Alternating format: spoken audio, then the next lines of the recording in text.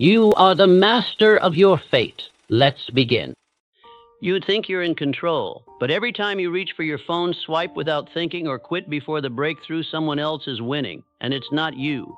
Let me speak plainly. As one who has sat across from men and women who had everything within reach, talent, opportunity, vision, only to watch them falter not from lack of ability, but from an invisible force that eroded their resolve in silence. That force is not failure. It is not even fear. It is the quiet, relentless pull of instant gratification. A current so subtle that most never feel it until they look up and realize their life has been carried far from the shore they meant to reach.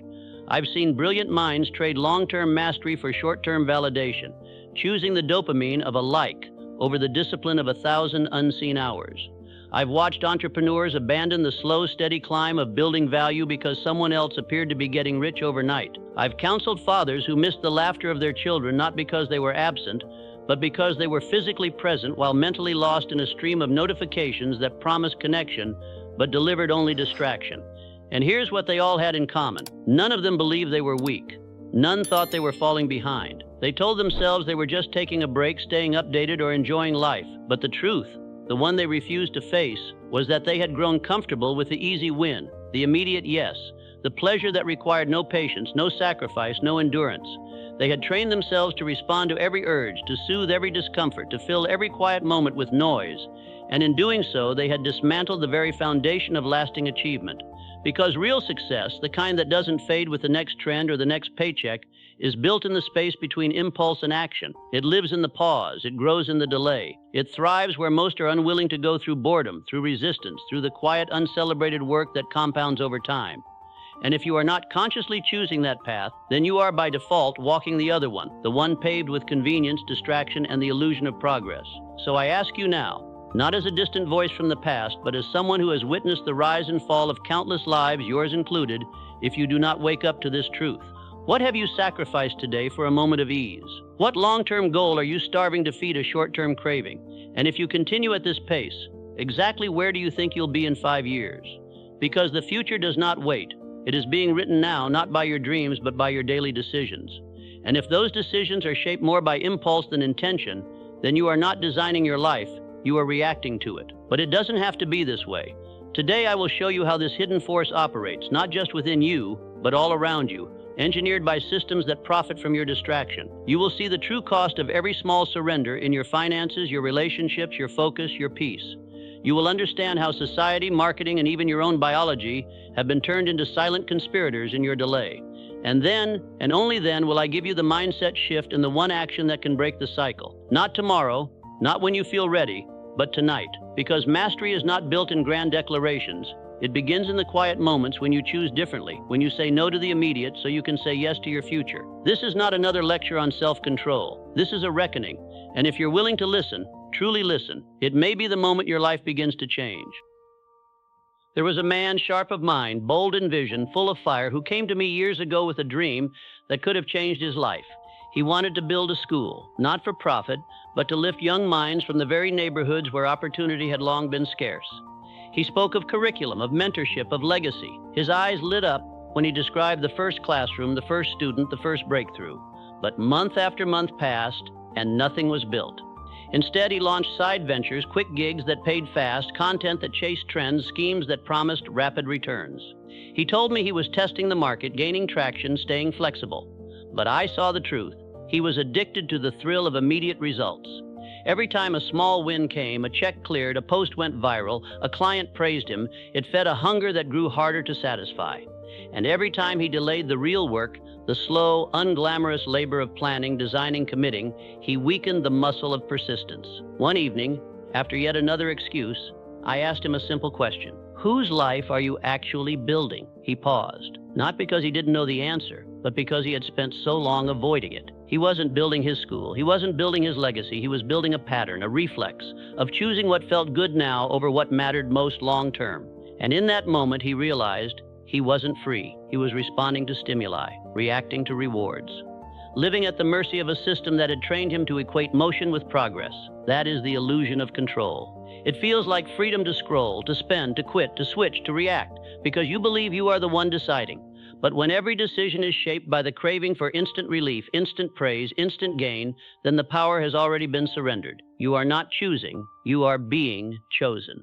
I've seen this in business owners who chase every new strategy instead of mastering one, in writers who start 10 books and finish none, in lovers who jump from relationship to relationship, mistaking intensity for intimacy, in parents who buy silence with screens instead of investing in presence. The form changes, but the root is the same, an unwillingness to endure the quiet, uncertain stretch between effort and outcome. And make no mistake, that stretch is where destiny is forged, not in the flash of applause, not in the spike of dopamine, but in the hours when no one is watching, when nothing is guaranteed, when the only thing keeping you going is the quiet certainty that what you're building matters, even if it takes years to see. Most people never learn this. They live their entire lives mistaking reactivity for agency, distraction for engagement, busyness for purpose. They believe they are steering the ship, but they've handed the wheel over to the wind and wonder why they end up so far from where they intended to go. You must see this in yourself, not with guilt, not with shame, but with clarity. Because until you recognize the subtle ways you've been conditioned to betray your deeper goals, you will keep making choices that feel like freedom but function like chains. Ask yourself, when was the last time you worked on something that didn't give you immediate feedback? When did you last stay with a task after the novelty wore off? What project have you postponed not because it's hard but because it's slow? These are not small questions. They cut to the core of whether you are living by design or by default. And the answer will tell you not what you say you want, but what you are truly committed to. Because commitment is not declared in words, it is proven in repetition, in the ability to show up when the reward is invisible, to persist when the path is unclear, to delay, not out of fear, but out of faith in what is coming. That is real control. Not the freedom to do whatever you feel like in the moment, but the strength to do what aligns with your future, even when the present begs you to stop. And if you are ready to reclaim that strength, then listen closely, because what comes next is not theory. It is the anatomy of the trap, and once you see how it works, you will never fall into it blindly again. Your brain was designed for survival, not mastery, and that is the root of your struggle. Long before there were screens, notifications, or credit cards, your nervous system evolved to seek immediate rewards: food, safety, connection. When you acted, you needed fast feedback or you wouldn't survive. That system still runs beneath your thoughts, whispering, "Act now, get proof, feel something that's not evil." It's biology. But in a world engineered to exploit it, that ancient wiring has become your greatest vulnerability. Modern life doesn't just appeal to your desire for instant relief, it weaponizes it. Social media delivers likes in seconds. Apps ping with artificial urgency. One-click buying removes friction entirely. Every interface is designed not to serve you, but to keep you engaged, long after you meant to stop. You don't scroll endlessly because you enjoy it. You scroll because the system is built to trigger your brain's reward circuitry again and again, offering micro-hits of validation that feel like progress but leave nothing behind.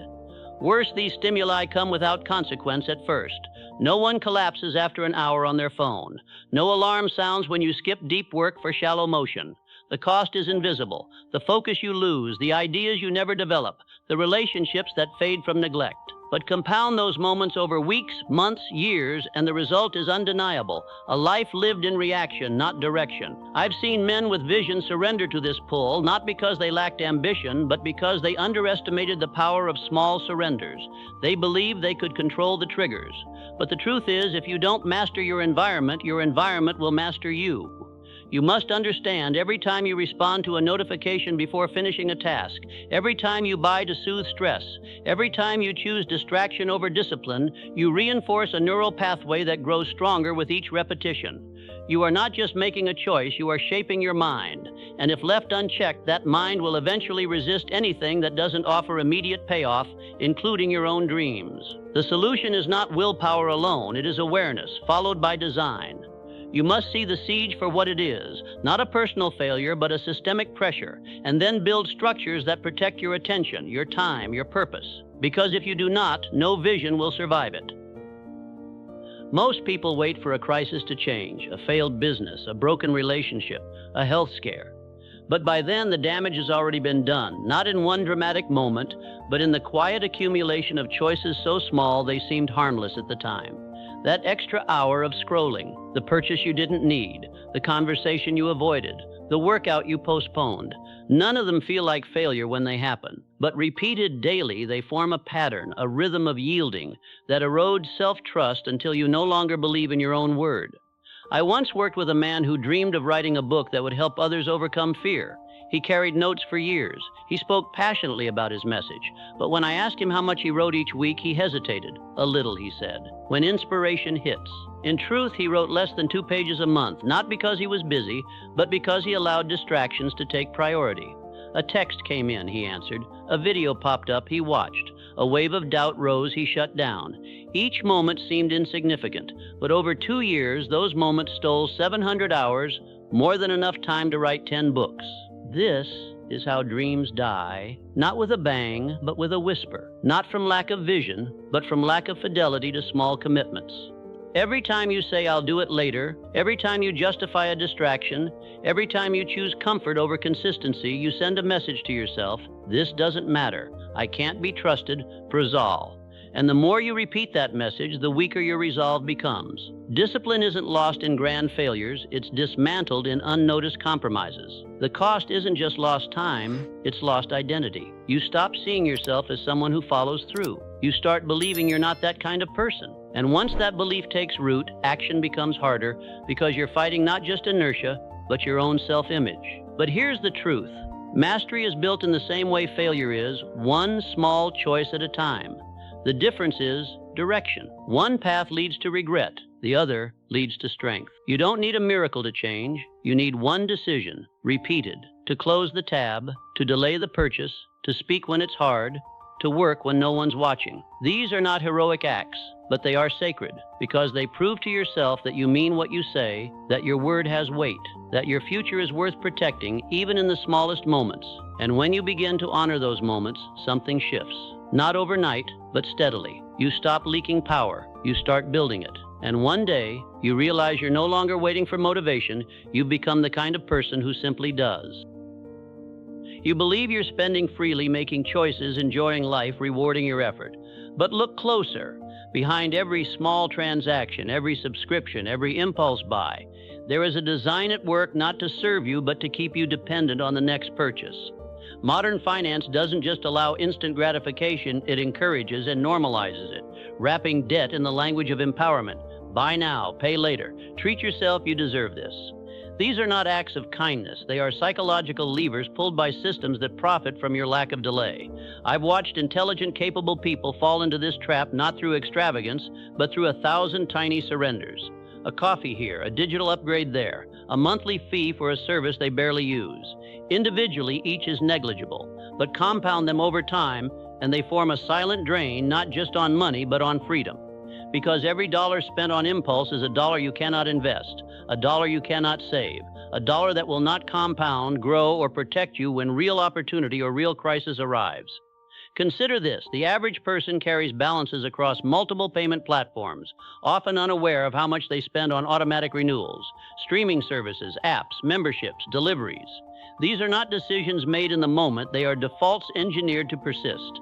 And because the pain of payment is delayed or diluted, the cost feels invisible until the bank account runs thin and the dream of independence feels out of reach. I once sat with a young woman who worked 2 jobs to afford her lifestyle. She drove a leased car, wore branded clothes, dined out regularly, all while carrying $18,000 in revolving debt. When I asked if she felt free, she paused. I feel busy, she said, but not in control. She believed she was living well, but in truth, she was renting a version of success, paying interest, both financial and emotional, for the illusion of having made it. That is the lie of instant financial gratification. It gives you the appearance of freedom while quietly stripping away the real thing. True financial power is not spending what you have, it's preserving what you've earned so it can work for you. Wealth is not built through income alone, but through retention, patience, and the willingness to say, not now, so you can say yes later, to a business, a home, a life of choice, not obligation. If you want to reclaim control, start here. Track every expense for 7 days, not to judge, but to see. You don't need to cut everything, but you must see what you've been ignoring. Because until you confront the small leaks, you will never build a reservoir. And no man or woman ever achieved lasting success while quietly bleeding money on distractions disguised as needs. Real relationship, the kind that sustains, transforms, and anchors a life, is built in presence, not messages, not likes, not occasional gestures. It is built in the unbroken attention of one soul to another, in the silence between words, the eye contact that lingers, the willingness to sit with discomfort, joy, or grief without reaching for an escape. And yet, this is the very thing most people have surrendered, not in dramatic abandonment, but in 1,000 small withdrawals of attention. I once sat with a father who told me, with quiet pain, that he missed his daughter's childhood, not because he wasn't there. He attended every game, paid for every need, drove her to every lesson. But when he spoke, his voice cracked. I was there, but I wasn't present. My phone was in my hand at dinner. I'd check emails during her stories. I nodded while thinking about work. By the time she left for college, they had years of proximity, but no depth. The relationship had starved, not from neglect, but from distraction. This is the hidden cost of instant gratification in human connection. We trade real intimacy for the illusion of engagement. We reply to texts instead of having conversations. We post about love instead of practicing it. We consume content about relationships while avoiding the hard, slow work of building one. And in doing so, we train ourselves to seek validation from strangers online while leaving the people closest to us feeling unseen. Worse, we've normalized this behavior. It's no longer rude to check your phone mid-conversation. It's expected. We've created a culture where being constantly reachable means never truly being reached, where connection is measured in responses, not resonance. And in that emptiness, loneliness grows, not from isolation, but from being surrounded by people while feeling profoundly alone. You must ask yourself, who have you stopped seeing? Not physically, but truly seeing, with full attention, with open ears, with a willingness to be affected by their presence? When was the last time you sat with someone without the pull of your device, without planning your next move, without mentally checking out the moment the conversation turns serious? Because love, friendship, partnership, none of these survive on convenience. They require sacrifice, the sacrifice of time, of ego, of the need for constant stimulation. They require you to stay when it's easier to escape into noise, to listen when you'd rather perform, to be still when you crave motion. And if you do not protect this space, if you allow the hunger for instant digital hits to invade your most sacred relationships, then no amount of success, wealth, or recognition will fill the quiet ache of genuine connection lost. You cannot compound affection. You cannot automate intimacy. You can only show up fully, deliberately, again and again, and choose the real over the easy. That is where lasting bonds are built. And that is where a life of meaning begins. You are not built to live in a state of constant stimulation. Your mind needs stillness, not as a luxury, but as a necessity. Yet modern life treats silence like a threat. The moment boredom strikes, a notification arrives. The second you pause, a suggestion appears. There is no space left between inputs, no gap for reflection, no room for your own thoughts to surface. And in that relentless stream of artificial urgency, a quiet crisis grows. Not burnout from overwork, but anxiety from overstimulation. I've watched strong men and women, disciplined, driven, capable, begin to fray not from failure, but from the never-ending hum of digital noise. They wake to alerts. They sleep with screens. They measure their worth in unread messages, in likes, in responses. And when they finally stop, they don't feel relief. They feel unease, restlessness, a gnawing sense that they're falling behind, even when they've done nothing wrong. This is not weakness. It is the natural consequence of living under siege by pleasure disguised as productivity. Every app, every feed, every autoplay sequence is engineered to keep you engaged, not because it serves you, but because attention is the currency of the digital age, and the more you give, the more it demands. You become conditioned to seek relief in motion, to soothe discomfort with distraction, to fill every quiet moment with something, anything, to avoid the discomfort of just being. But here's what no one tells you. That discomfort is not your enemy. It is your signal. It is the first whisper of insight, the opening for clarity, the space where real thought, not reaction, begins. When you are still, you remember what matters. When you are quiet, you hear your own voice. When you are not chasing, you can finally see where you're meant to go. Instead, most people treat anxiety as something to fix, with more scrolling, more caffeine, more tasks, more noise. They medicate the symptom while feeding the cause, and so the cycle deepens. Stimulation leads to fatigue, fatigue leads to distraction, distraction leads to guilt, guilt leads to more stimulation.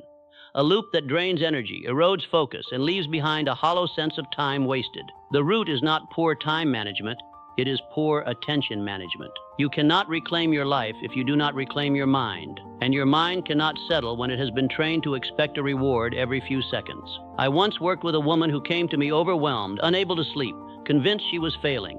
She was productive, by all measures successful, but she felt empty. We traced it. She had not spent a full hour alone with her thoughts in over 2 years. No walks without headphones, no meals without her phone, no evenings without background noise. Her mind had forgotten how to rest, and in that exhaustion, anxiety took root. So I gave her one task, 30 minutes a day, no screens, no input, no agenda. Just sit, walk, breathe, let thoughts come, let them go. Within a week, she said, I remembered a dream I'd forgotten, not from childhood, from last year. I'd buried it under motion. That is the power of stillness. It does not give you answers. It clears the fog so you can see the ones you already carry. If you want to break free from the anxiety of constant doing, start here. Create one daily pocket of silence, not as punishment, not as another item on your list, but as sanctuary. Turn off the noise. Put down the device. Let your mind wander, even if it resists. Because peace does not come from more. It comes from withdrawal, from choosing deliberately to unplug, so you can finally reconnect with the one voice that matters most, your own. You believe you make your own choices. But let me tell you what I learned sitting across from men who built empires not on quality alone, but on human weakness. The most powerful systems in the world don't sell you what you need. They sell you what you feel in the moment, in the ache, in the quiet desperation to escape discomfort. They don't target your logic, they target your emotions, boredom, loneliness, insecurity, envy, and offer a shortcut. Buy this. Click now. Treat yourself. You deserve it. These are not invitations, they are psychological triggers carefully placed to bypass your judgment and speak directly to your hunger for instant relief.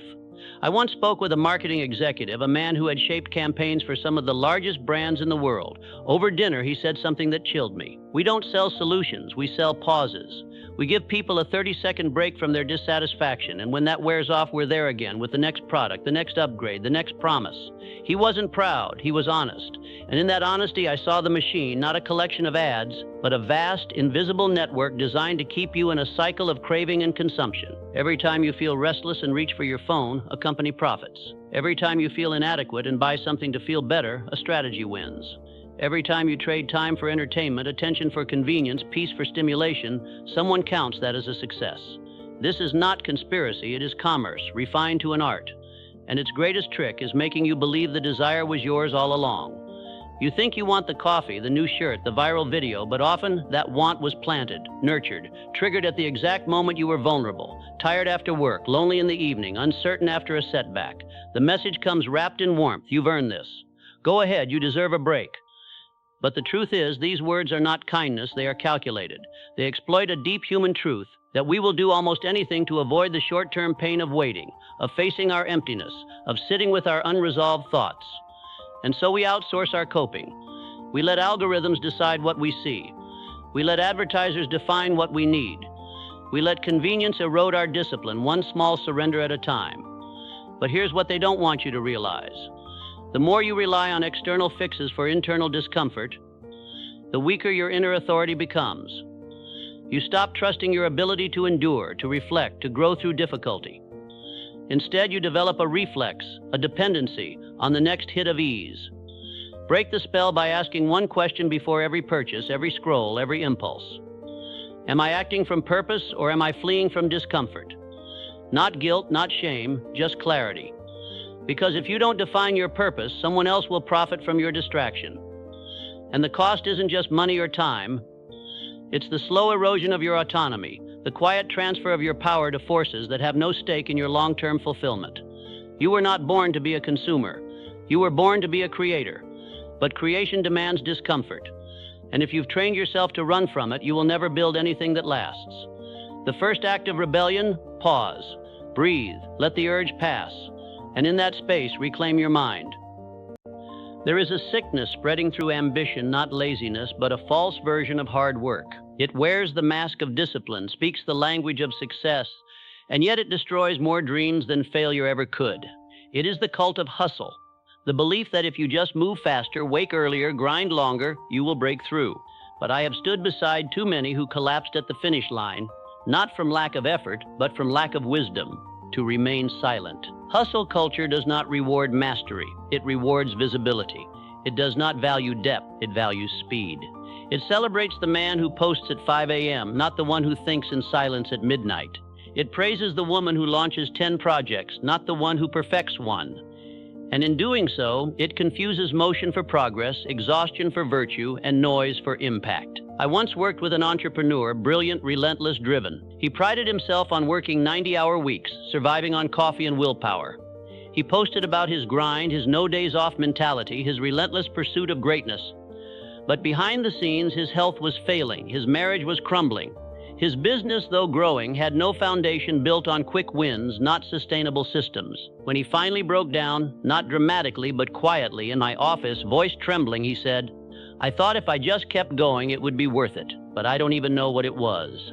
That is the tragedy of the hustle lie. It sells you success without defining it. It demands sacrifice without asking what you're sacrificing for. True discipline is not endless labor, it is directed labor. It knows when to push and when to rest. It values recovery as much as output. It understands that breakthroughs don't come from fatigue, but from focus, and focus cannot survive on empty reserves. Nature does not rush. A tree does not grow faster because it hustles. It grows because it is rooted, because it draws quietly from the soil, because it endures seasons without panic. Yet we in our impatience try to force the bloom, and when the plant withers, we blame ourselves for not trying harder, instead of recognizing we pulled too soon. Worse, hustle culture glorifies burnout as proof of commitment. But no lasting achievement was built on broken bones and a hollow soul. Edison did not invent by burning out. He experimented patiently, persistently through thousands of failures, not because he never rested, but because he understood that insight often comes in stillness, not in noise. You must ask yourself, are you working towards something or just away from rest? Is your effort building a legacy or just proving you can endure? Because if your hustle has no rhythm, no reflection, no reverence for the human need to pause and integrate, then you are not building a future. You are mortgaging it. The alternative is not laziness, it is strategy. It is working with purpose, not panic. It is protecting your energy like the rarest currency because it is. It is understanding that the longest-lasting successes are not sprints disguised as marathons, but marathons respected as such. Yes, so I say this not to discourage effort, but to redeem it. Yeah, work hard, yes, but work wisely. Let your labor be deep, not just long. Let your progress be measured in substance, not spectacle. And never confuse the appearance of effort with the reality of achievement. Because the world doesn't need more people running in circles, it needs builders. And builders know the strongest foundations are laid in silence, not in the noise of endless motion. There is a myth that discipline means denial, that to achieve greatness you must suffer endlessly, strip away joy, and live in constant denial. This is not only false, it is dangerous. Because when we believe that success requires misery, we resent the path, and eventually, we abandon it. The truth, as I learned from men like Carnegie, Edison, and Ford, is far more intelligent. The truly successful do not reject pleasure, they defer it. They understand that the sweetest rewards are not the ones taken early, but the ones earned through patience and then fully enjoyed without guilt, without emptiness, because they were chosen, not snatched. Delayed gratification is not punishment, it is strategy. It is the quiet decision to trade a small, fleeting high for a lasting, earned victory. And it is the single most underused force in human potential. I once sat with Thomas Edison late at night in his lab, long after his team had gone home. He was exhausted, eyes heavy, hands stained with graphite and oil. I asked why he didn't rest. He smiled and said, "I will, but not until I know whether this filament holds. Because if it does, millions will have light. And if I quit now, I'll carry that darkness in my mind longer than any fatigue in my body." He wasn't denying himself rest, he was reserving it for after the breakthrough. And when it came, his relief was not just physical, it was moral. He had kept his word to himself. That is the power of delay. It builds integrity. Every time you say not now to an impulse, you prove to yourself that you can be trusted. Every time you choose long-term gain over short-term ease, you strengthen the inner voice that says, "I mean what I say." And over time, that voice becomes your most reliable guide, louder than distraction, stronger than doubt. Consider the man who saves $20 a week, not because he can't spend it, but because he's building toward a business. The woman who studies while others scroll, not because she dislikes fun, but because she knows what fun will feel like after she earns her degree. The artist who practices in silence, not for applause, but for mastery, knowing that true recognition cannot be rushed. These are not acts of deprivation. They are investments in skill, in character, in future freedom. And the return is compound not just in results, but in self-respect. Modern life fights this principle at every turn. It tells you to live now as if the future were a myth. But I tell you this, the future is real, and it is being shaped by what you do or fail to do today. The pain of discipline lasts a moment. The pain of regret lasts years. And between those two, you make your choice again and again. So do not see delayed gratification as sacrifice. See it as selection. You are not giving up pleasure, you are choosing a better one later, earned, complete. And when it comes, you will not just enjoy it, you will deserve it. That is the mark of a master, not one who never indulges, but one who knows when. Strength is not built in bursts. It is built in repetition, in the quiet, consistent choice to show up when motivation fades, when results are invisible, when no one is watching. This is where true mastery begins, not in grand declarations, but in the daily discipline of small, deliberate actions that, over time, accumulate into unshakable capability. Most people underestimate this process because it lacks drama. They want transformation overnight, a sudden breakthrough, a viral moment, a lightning strike of success. But I have never seen lasting power born in haste. It is forged, slowly, in the furnace of routine. Consider the man who writes one page a day. To the world, he does nothing remarkable. No headlines, no applause. But in 1 year, he has 365 pages. In 3 years, a body of work. In 5, a reputation. And all because he understood mastery is not an event, it is a rhythm. The same is true for focus, for financial discipline, for emotional resilience. Every skill worth having is developed not through heroic effort, but through repeated, intentional practice. You do not become a person of integrity by making one honest decision. You become it by making hundreds. You do not build a business by launching. You build it by persisting after launch, when the novelty wears off and the real work begins. This is why habits are the most powerful force in human development. They automate progress.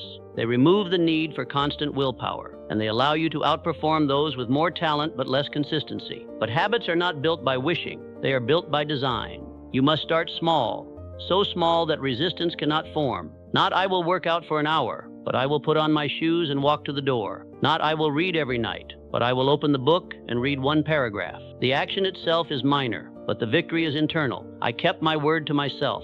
And that small win strengthens the identity of someone who follows through. Over time, you expand the demand, not because you're forced, but because the foundation is solid. The runner who started with 5 minutes now runs 30. The saver who began with $5 now invests hundreds. Not because they became different people, but because they became more of the person they decided to be. And here is the secret. The habit is not the goal, it is the proof. Every time you act in alignment with your deeper purpose, you reinforce the belief, I am the kind of person who does this. And once that belief takes root, action becomes natural, not a struggle, not a chore, but an expression of who you are. So do not wait for inspiration. Do not demand perfect conditions. Begin where you are, with what you can do today. One focused hour, one delayed purchase, one honest conversation. Stack them, protect them, let them compound. Because in 10 years, no one will ask how fast you started. They will only know what you built. And if you've been consistent, even quietly, you will be the only one who remembers how it began, with a single choice, repeated, until it became your life. You're being measured not by your standards, but by a system that profits from your dissatisfaction. Every ad, every highlight reel, every headline screaming about overnight wealth is selling you a version of success that was never meant for you.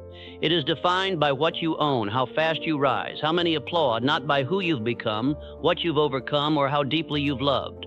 And if you do not consciously reject this false metric, you will spend your life chasing a finish line that moves faster than you can run. I have seen men worth millions who feel like failures, not because they lack money, but because they've lost themselves.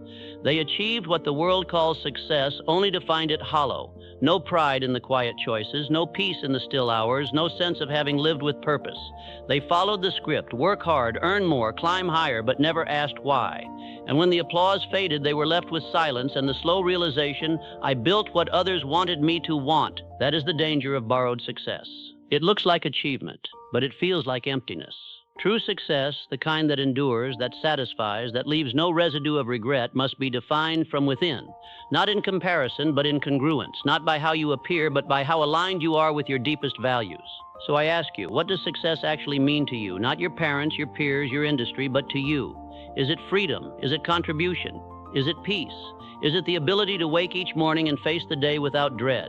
And more importantly, are your daily actions moving you toward that vision or away from it? Because if you do not answer this for yourself, someone else will answer it for you through advertising, through social pressure, through the invisible weight of expectation.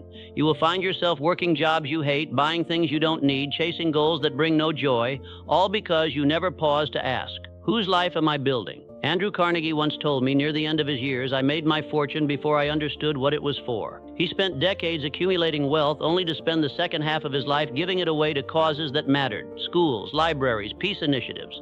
Not because he regretted earning it, but because he realized too late that wealth without purpose is just noise. You do not have to make that mistake. Start now. Write down what success truly means to you in one clear sentence. Not vague, not borrowed, but real. I am successful when I gaze. I have succeeded if I gaze. Make it about character, not currency. About contribution, not consumption. About peace, not prestige. Then let that definition become your compass. When an opportunity arises, ask, does this move me closer to my vision or someone else's? When you feel pressure to perform, ask, am I doing this for approval or alignment? When you're tempted to quit, ask, is this momentary discomfort worth abandoning what I truly want? Success is not a destination. It is a daily allegiance to your own truth. And the man or woman who defines it for themselves and lives by that definition cannot be defeated. They may not be the richest. They may not be the most famous, but they will be the freest. And in the end, that is the only success worth having. There is a moment quiet, uncelebrated, when every meaningful endeavor hangs in the balance. Not at the beginning when excitement fuels action. Not at the end when results bring reward.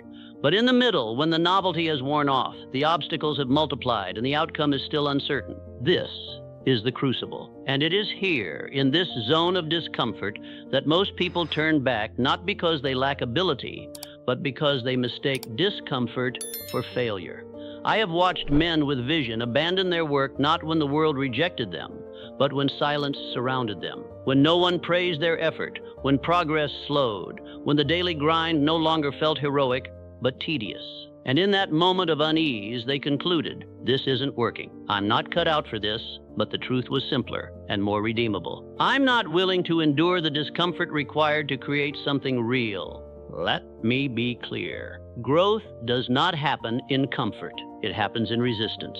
In the stretch between what you know and what you're becoming. In the hours when you want to stop, but continue. In the decision to stay with the problem, the practice, the process, even when it feels thankless. Nature understands this law. A seed does not grow by remaining soft. It splits open under pressure. A diamond is not formed in ease, but under heat and weight no one sees.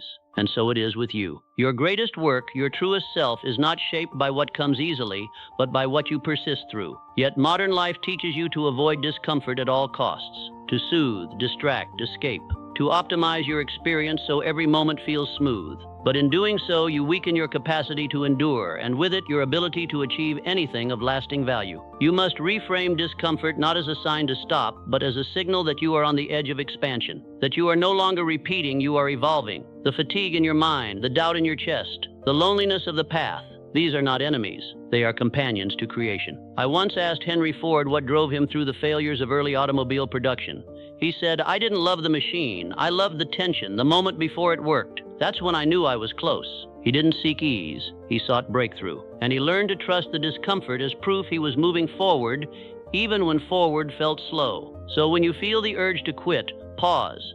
Ask, is this danger or growth? Is this a sign I should stop or a sign I should stay? Because if you flee every moment of unease, you will never build anything that matters. You will live in the shallow waters of safety, never diving deep enough to discover what you're truly capable of. The path to fulfillment is not the easiest path. It is the one that demands more of you, that asks you to face boredom, uncertainty, and effort without immediate reward. And when you do, not perfectly, but persistently, you begin to change. Not just your circumstances, but your character. And that is the highest form of success. To become someone who can endure, who can create, who can say at the end of the day, I did not run, I stayed, I built, I grew. That man or woman cannot be defeated because they have already won the only battle that matters, the one within. You do not need another strategy. You do not need more information, better tools, or perfect timing. What you need, what you have always needed, is one clear, deliberate act of defiance against the pull of instant gratification. A single choice that proves to yourself, I am no longer ruled by impulse. I am guided by intention. So here is your assignment, simple but not easy. Before you go to sleep tonight, write down one thing you will delay for 48 hours. Not forever, not as punishment, but as practice, as proof. It can be small, that online purchase you've been tempted to make, the urge to check your phone first thing in the morning, a reaction you're itching to send in anger or defense, the habit of scrolling when you feel bored or restless. Or it can be deeper, the dream you keep postponing until you're ready, the conversation you've been avoiding, the project you've been researching instead of starting. It doesn't matter what it is, only that it matters to you, only that you choose it deliberately, and only that you commit to the delay not because it's comfortable, but because it's necessary. Then, when the urge rises, and it will, you will pause. You will remember your decision, and in that pause you will feel the shift. Power returning to your hands, control returning to your choices, integrity returning to your word. This is not about the thing you delay. It is about the self-trust you rebuild. Because every time you follow through on a promise to yourself, especially a small one, you strengthen the inner foundation of discipline. You prove that you can be counted on, that you mean what you say, that you are becoming the kind of person who does what they say they will do even when no one is watching. And if you do this once, you can do it again and again until it becomes your nature. To help you stay firm, repeat this inner script when temptation strikes. I do not need to satisfy the moment. I am building a lifetime. Say it aloud if you must. Write it down. Let it become your quiet rebellion against the culture of now, because the future does not belong to those who move fastest. It belongs to those who hold on longest, who can wait, who can focus, who can say not yet so they can one day say I did. This is your first step, not a grand gesture, but a quiet, powerful declaration. I am taking back my time, my attention, my life. Start tonight. One decision, one delay, one act of courage disguised as restraint. And in that small moment, the real work begins. For years, I have sat with men and women who carried greatness inside them, not as a title, not as a dream, but as a quiet knowing. And yet so many never fulfilled it. Not because they failed spectacularly, not because they lacked opportunity, but because they surrendered slowly, silently to the pull of the easy, the immediate, the fleeting. They allowed the world's noise to drown out their inner voice. They traded depth for speed, substance for show, and in the end wondered why their lives felt hollow despite their activity. But you are different. Not because you are flawless, not because you have never yielded, but because you are awake. You see the cost of instant gratification not as a moral failing, but as a pattern, one that can be broken. And now you know the truth. Freedom is not the ability to do whatever you feel like in the moment. Freedom is the power to choose what aligns with your future, even when the present begs you to stop. The world will keep pulling at you. It will offer shortcuts. It will praise motion over mastery. It will tell you to consume, to react, to hurry. But you no longer have to obey. You have seen the machine. You have felt the cost. And you now carry the one thing no algorithm can replicate, the conscious decision to lead your life with purpose. You were not designed to live in reaction. You were built to create, to endure, to build something that lasts beyond a headline, beyond a trend, beyond a single lifetime. And that begins not with a miracle, but with a mindset. The belief that delayed gratification is not sacrifice, but strategy. That discomfort is not a stop sign, but a signpost. That the small choices you make in private today will define the public results you see tomorrow. So do not wait for motivation. Do not wait for permission. Begin where you are, with what you know, with the one action I've given you tonight. Because mastery is not reserved for the gifted. It is earned by the consistent, by those who show up not when it's easy, but when it matters, by those who can say no to the moment so they can say yes to their destiny. You have everything you need. Now go prove it to yourself. One decision at a time, one day at a time, one lifetime at a time. This is your life, not to be frittered away in fragments of distraction, but to be lived fully, fiercely, with intention. And if you choose that path, not perfectly, but persistently, you will look back one day and realize the man or woman who began by simply delaying one thing became the one who changed everything. Now go. Your future is waiting, not in haste, but in patience, in discipline, in you. Key takeaways and action steps. Knowledge without action is decoration. Here is your blueprint. You now see the hidden cost of instant gratification, not just in time or money, but in self-trust, focus, and the slow erosion of your deepest ambitions. But insight alone changes nothing. It is what you do with this truth that determines whether you remain trapped in reaction or rise into deliberate action. Here is your clear, practical path forward. 1. Awareness. See the surrender. For the next 72 hours, track one area where you habitually seek instant relief. Screen time, unnecessary spending, emotional reactions, procrastination triggers. Carry a small notebook or use a notes app. Every time you act on impulse, write it down without judgment. Just observe. Purpose. Break the autopilot. Make the invisible visible. 2. Accountability. Name the cost. After 72 hours, review your log. Ask, how much time did I lose? How much money did I spend? What opportunity did I delay? How did this affect my focus or relationships? Be specific.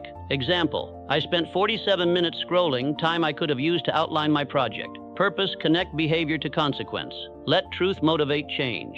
3. Action. The 48-hour delay your immediate assignment. Choose one recurring impulse, a purchase, a reaction, a distraction, and delay it for 48 hours.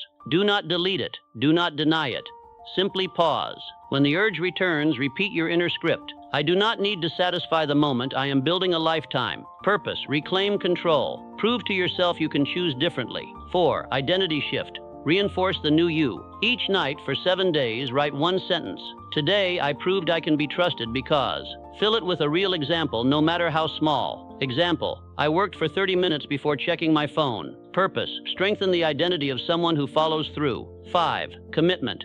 The daily question. Make this your nightly ritual. Did I invest in my future today or just satisfy the present? Answer honestly. Not to shame, but to align. Purpose. Create a feedback loop that keeps you on course. This is not a quick fix. It is the beginning of a new operating system, one built on patience, power, and purpose.